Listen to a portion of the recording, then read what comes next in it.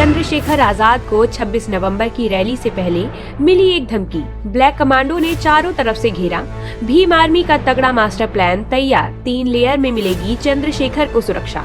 क्योंकि जिस तरह आप संविधान को कमजोर करने के लिए हमारे अधिकारों को, चाहे वो आरक्षण हो, चाहे वो नौकरी रोजगार हो, उनको खत्म करने के लिए जिस तरह से आप षड्यंत्र कर रहे हैं, तो संविधान को प्रोटेक्शन करने के लिए, संविधान की को लागू कराने के लिए हमने कमर कस ली है। तो मैं संविधान विरोधियों को चैलेंज करके कह रहा हूँ कि वो भी कमर कस लें। चंद्रशेखर आजाद की 26 नवंबर वाली रैली अब सिर्फ एक राजनीतिक कार्यक्रम नहीं रह गई है, यह एक बड़ा जन आंदोलन बन चुका है। विदेशों में रह रहे लोग भी इसके लिए जबरदस्त उत्साह दिखा रहे हैं। आजाद समाज पार्टी के कार्यकर्ता गांव-गांव, गली-गली घूमकर इस रैली का निमंत्रण दे चुके हैं। घर घर दस्तक देकर लोगों से अपील की गई है कि 26 नवंबर को मुजफ्फरनगर जरूर पहुंचे। लेकिन इस बड़े आयोजन से पहले सबसे ज्यादा चर्चा चंद्रशेखर आजाद की सुरक्षा को लेकर है, क्योंकि यह कोई साधारण रैली नहीं और चंद्रशेखर आजाद भी कोई साधारण नेता नहीं। वो कई बार हमलों का शिकार हो चुके हैं। एक हमले में तो उनकी जान तक जाते जाते बची थी। शंका जताई जा रही है कि माहौल बिगाड़ने के लिए कुछ लोग इस मौके का फायदा उठा सकते हैं। रैली में घुसपैठ की कोशिश हो सकती है। हालांकि सरकार की तरफ से चंद्रशेखर आजाद को Y+ सिक्योरिटी दी गई है, जिसमें 8 से 11 सुरक्षा कर्मी मौजूद होते हैं। लेकिन इसके अलावा भीम आर्मी ने खुद 3 खास सुरक्षा लेयर तैयार की है। पहली लेयर, भीड़ के भीतर भीम आर्मी के प्रशिक्षित सदस्य मौजूद रहेंगे। चंद्रशेखर आजाद के मंच को चारों तरफ से घेरकर सुरक्षा दी जाएगी। दूसरी लेयर, मंच की घेराबंदी के बाहर भीम आर्मी की दूसरी टीम तैनात रहेगी, जो किसी भी संदिग्ध गतिविधि पर तुरंत कार्रवाई करेगी। तीसरी लेयर, उत्तर प्रदेश पुलिस की विशेष टुकड़ी तैनात होगी।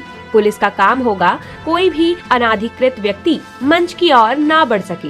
भीड़ को नियंत्रित रखा जाएगा, किसी भी तरह की अफरा तफरी को रोका जाए। चौथी और सबसे अहम लेयर, चंद्रशेखर आजाद के निजी सुरक्षा गार्ड ब्लैक कमांडो रहेंगे। ये उनकी नजदीकी सुरक्षा संभालेंगे और हर सेकंड निगरानी करेंगी।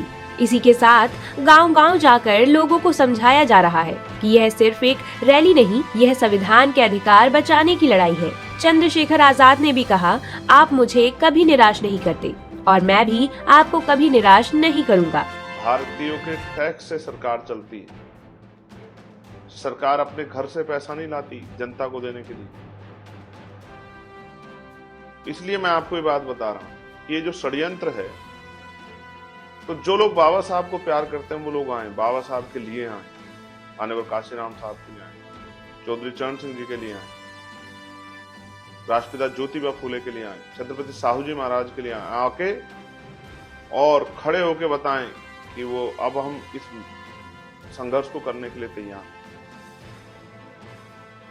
बाबा साहब के सपनों को पूरा करने के लिए माँ सावित्रीबाई फूले, माँ रमाबाई, माँ अहिल्याबाई, मामना राम सुवर्मा, इनके सपनों को, महापुरुषों के सपनों को पूरा करने के लिए इनके लिए आए, इनके आंदोलन को आगे बढ़ाने के लिए आए। इसलिए मैंने आपसे अपील की कि आप आए। अब नजरें इस बात पर टिकी है कि क्या चंद्रशेखर की रैली किसी भी रुकावट के बिना इतिहास बना पाएगी या फिर विरोधी ताकतें माहौल बिगाड़ने की कोशिश करेंगी। क्या है आप सभी की इस मुद्दे पर राय?